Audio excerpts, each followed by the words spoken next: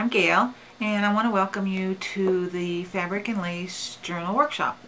I want to take a couple minutes to get on camera so that you could put a face with the voice and the hands that you're going to see in the videos.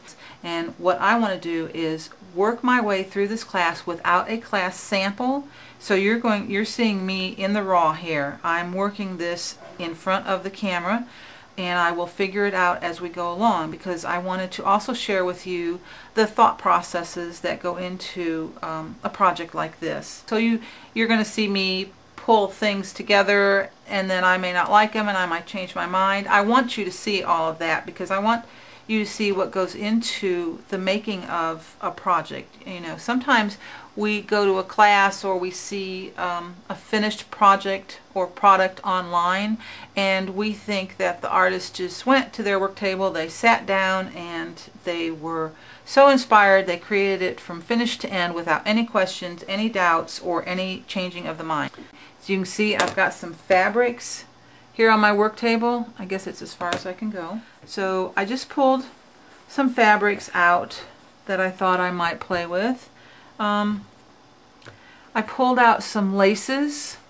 Now these may not be the laces I use in the class, but I just pulled some out of different colors and different types.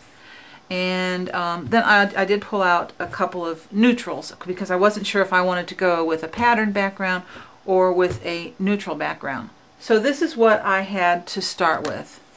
And I had fabric now that I had to make a choice. I had my notebook, I had my images, and I had no idea where I was going to go next except that I had to choose a fabric. In this segment, I want to talk about coloring fabric.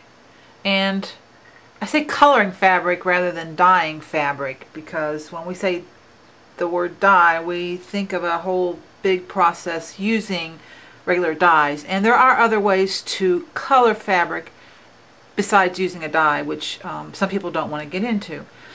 So I've come up with ways over the years that if I'm going to be coloring small batches of fabric, and this would be for projects that I'm not going to wash. I would not use this on clothing. I would not use this in maybe a quilt.